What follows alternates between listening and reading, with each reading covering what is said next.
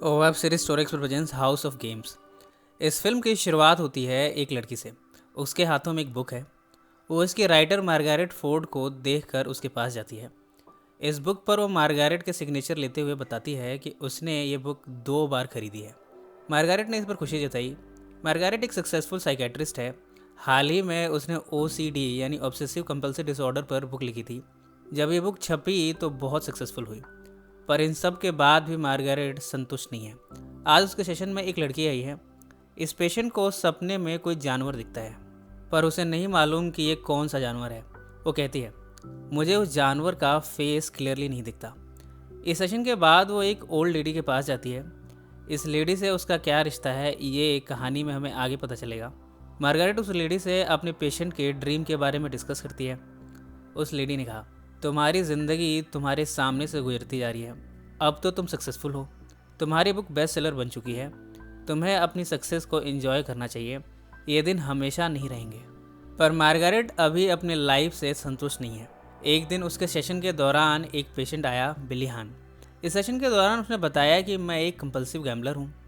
यहाँ मार्गारेट ने उसे समझाने की कोशिश की। इस पर बिली ने कहा, तुम्हारी ये थेरेपी, तुम्हारी ये किताब, सब कुछ बेवकूफ़ बनाकर पैसे कमाने का जरिया है। वास्तव में तुम किसी की कोई मदद नहीं करती। बिली की ये बात मार्गारेट को सोचने पर मजबूर कर गई है। बिली ने इतने में गन निकालते हुए कहा, मेरी लाइफ डेंजर में है। मुझे एक क्रिमिनल माइक मैकुन्सो को पैसे लौटाने हैं, पर मेरे पास उसे देने को पैसे नहीं है। बिली यहाँ खुद को मार देने की धमकी दे रहा था, जबकि मार्गारेट उसे रोकने की कोशिश कर रही थी। उसकी सिचुएशन समझते हुए मार्गारेट थोड़ी भावुक भी हुई। वो उसकी मदद करना चाहती है। उसने कहा, मैं तुम्हारी हेल्प करूँगी। इसी रात को मार्गारेट एक पूल हॉल में गई है। इस पूल हॉल का मालिक माइक मैकुन्सो है। मार्गारेट ने उसे कन्फ्रंट किया। यहाँ उसने माइक से बिली का डेब्ट माफ़ करने की रिक्वेस्ट की। माइक ने कहा, मैं बिली का कर्ज माफ़ करने को तैयार हूँ, पर तुम्हें मुझे एक पोकर गेम में कंपनी देनी होगी, और इस गेम में दूसरे प्लेयर जॉर्ज के टेल को आइडेंटिफाई करना होगा। मार्गारेट इस समय अपने पेशेंट बिली की हेल्प करना चाहती है। उसने माइक से इस पोकर गेम में खेलने के लिए हाँ कर दी। इस गेम के दौरान मार्गारेट ने नोटिस किया कि जॉर्ज जब ब्लफ करता है तब वो अपने रिंग से खेलने लगता है। उसने इस बात को माइक से डिस्क्लोज किया, पर इन सब के बाद भी जॉर्ज जीत गया। उसने बेट के अनुसार $6000 माइक से मांगे। इस समय माइक के पास पैसे देने को नहीं है। उसने इस बात को जॉर्ज को बताया कि वो पैसे बाद में देगा। इस पर जॉर्ज ने गन निकाल लिया और माइक को मारने ही वाला था कि मार्गारेट ने यहाँ इंटरवीन किया। उसने कहा, मैं माइक के पैसे अपने पर्सनल चेक से देने को तैयार हूँ। मार्गारेट ने बाद में नोटिस किया कि यह गन वाटर पिस्टल है, यानी यहाँ जो कुछ भी हुआ है सब कुछ सेटअप है। इन सब ने मिलकर ये गेम खेला है ताकि उसके पास से पैसे निकलवा सके। यहाँ तक कि बिली भी इनसे मिला हुआ है।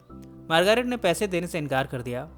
उसने बाकी की रात कॉन्वेंट के साथ सोशलाइज करने में बिताई। इस एक्सपीरियंस ने उसे एक्साइट कर दिया है। पोकर के बारे में जानकर ये खेल उसे अब इंटरेस्टिंग लगने लगा है। अगले दिन वो माइक के पास गई। उसने माइक से कहा, मैंने पोकर गेम खेला, मुझे ये बहुत एक्साइटिंग लगता है।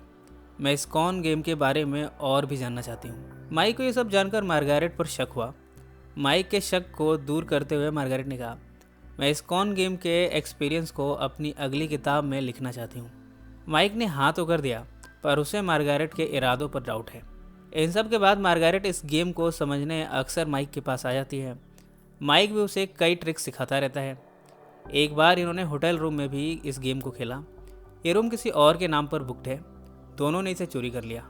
यहाँ दोनों हम बिस्तर भी हुए। रूम में ही माइक ने मार्गारेट को गेम समझाते हुए कहा, हर कॉन आर्टिस्ट एक मार्क से एक छोटा टोकन लेता है जिससे वह अपनी डोमिनेंस इस गेम में दिखा पाए। थोड़ी देर के बाद माइक बाथरूम में गया। मार्गारेट ने टेबल से एक छोटा सा पॉकेट नाइफ उठाया। उसे ये लगता है कि ये नाइफ उस शख्स का है जिसने इस रूम को रेंट किया है। इसके बाद माइक इसी होटल में अपने एक बड़े कॉन गेम को खेलने जा रहा है, पर मार्गारेट भी उसके साथ जाना चाहती है। माइक ने कहा कि अभी काफ़ी देर हो चुकी है, वह उसे नहीं ले जा सकता। मार्गारेट अपनी ज़िद पर अड़ गई। उसने कहा, अपनी बुक लिखने के लिए इतने बड़े कॉन गेम को देखना मेरे लिए काफ़ी इंपॉर्टेंट है। माइक ना चाहते हुए भी मार्गारेट की ज़िद पर उसे ले जाने के लिए मान गया। इस कॉन में माइक, उसका पार्टनर जोए और मार्क एक बिजनेसमैन है। ये पैसों से भरे एक ब्रीफकेस को डिस्कवर करेंगे, उसे होटल रूम में ले जाएंगे। वहाँ ये डिसाइड करेंगे इन पैसों को आपस में बांटना है या फिर इसका कुछ और करना है। होटल रूम में जब इन सब के साथ वो बिजनेसमैन पहुंचा तब मार्गारेट को उस पर शक हुआ। जब वो बाथरूम में गया तब मार्गारेट ने छिप कर उसकी बातें सुनी। उसकी बात करने के अंदाज से उसने डिस्कवर कर लिया है कि ये कोई बिजनेसमैन नहीं है, ये कोई पुलिसमैन है, यानी ये एक स्टिंग ऑपरेशन है। उसने ये बात मौका देखकर माइक को बताई। इसके बाद दोनों ने यहाँ से भागने का प्लान बनाया। वो यहाँ से स्किप करने का अटेम्प्ट करते हैं पर पुलिसमैन ने इनका रास्ता ब्लॉक कर दिया। उसने अपना आईडी कार्ड दिखाते हुए बताया कि वो वाकई में पुलिसमैन है। वो इन्हें अरेस्ट करने की कोशिश करता है, जबकि मार्गारेट और माइक यहाँ से भागने की कोशिश करते हैं। पुलिसमैन ने गन निकाल लिया। यहाँ माइक और पुलिसमैन में हाथापाई हुई, जबकि मार्गारेट कमरे के दरवाजे को खोलने लगी। पुलिसमैन ने मार्गारेट को रोका, इतने में उसके हाथ से गोली चल गई। ये गोली पुलिसमैन ने गलती से खुद को ही मार लिया। माइक और उसके पार्टनर जॉय ने ये पाया कि पुलिसमैन मर चुका है। इसके बाद तीनों यहाँ से भाग जाते हैं। स्टेरवेल से भागते हुए ये होटल के गराज में पहुँचे। भागने के लिए इन्हें कार चाहिए। माइक और जॉय मार्गारेट को कार चोरी करने को कहते हैं। वो इससे इनकार करती है। जॉय मार्गारेट पर हिंसक होते हुए उसे चोरी करने के लिए मजबूर करता है। यहाँ माइक ने भी मार्गारेट को चोरी करने के लिए उकसाया। यहाँ पर 2 पुलिस ऑफिसर्स भी खड़े थे। इनसे अपने आप को छिपाते हुए माइक और जॉय दोनों कॉनमैन ने अपने आप को कार की बैक सीट में छिपा लिया। जब ये दूर पहुंचकर कार को छोड़ने वाले थे तब इन्होंने देखा कि वो ब्रीफ केस गायब है। उस ब्रीफ केस में $80,000 थे। इसे माफिया से बोरो किया गया था। मजबूरन मार्गारेट ने कहा, मैं $80,000 अपने पैसों में से देने को तैयार हूँ, इससे हम उस माफिया का कर्ज चुका पाएंगे।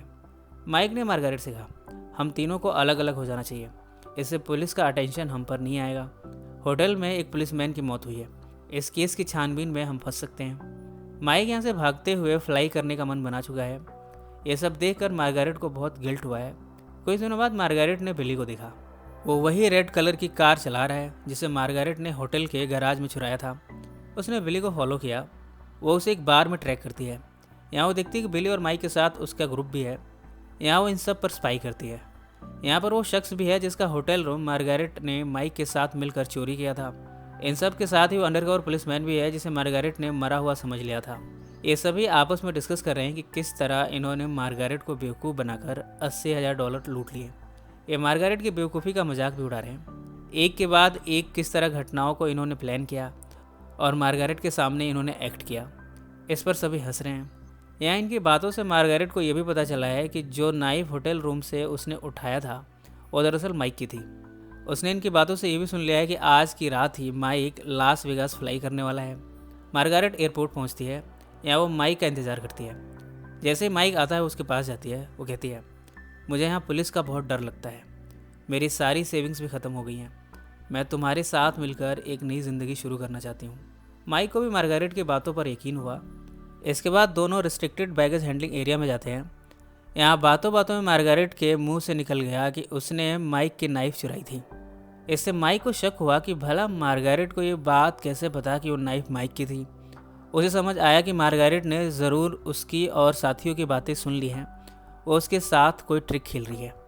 माइक ने कहा, मैं तुम्हारे पैसे वापस नहीं कर सकता, उन्हें ऑलरेडी डिवाइड किया जा चुका है। यहाँ मार्गारेट ने बिली की गन निकाल ली। उसने माइक से कहा कि वो अपनी ज़िंदगी की भीख मांगे।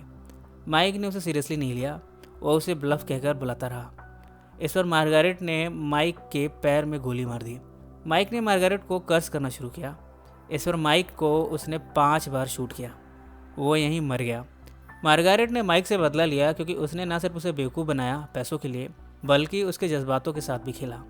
बाद में बड़े काम तरीके से गन को छिपाती है और यहाँ से भाग जाती है। कुछ समय बाद हम देखते हैं कि मार्गारेट छुट्टियों से वापस लौटी है। वो पुराने इवेंट से मूव ऑन कर चुकी है। वो एक रेस्टोरेंट में अपने कलीग उस ओल्ड लेडी से मिली है। यहाँ उसका एक फ़ैन उसकी किताब पर उसके सिग्नेचर्स लेता है। अपने कलीग को बताते हुए वो कहती है कि उसे माइक को मारने का कोई पछतावा नहीं है। उसने कहा, कई बार हम कुछ ऐसा कर जाते हैं जिसे हम अपने आप को माफ़ नहीं कर पाते, तब हमें अपने आप को माफ़ कर देना चाहिए, और मैंने अपने आप को माफ़ कर दिया है। फिल्म के अंत में जब मार्गारेट की कलीग यहाँ से चली जाती है तब मार्गारेट यहाँ एक डाइनर के पर्स से गोल्ड लाइटर चुराती है। इसी नोट पर यह फिल्म समाप्त हो जाती है। मार्गारेट वापस अपनी नॉर्मल लाइफ में आ तो गई है, पर उसके अंदर अब कॉन वुमेन का एलिमेंट भी आ गया है। ये कहानी आपको कैसी लगी कमेंट से ज़रूर मेंशन करें। सो फ्रेंड्स, फिर मिलेंगे ज़िंदगी के किसी नए मोड़ पर।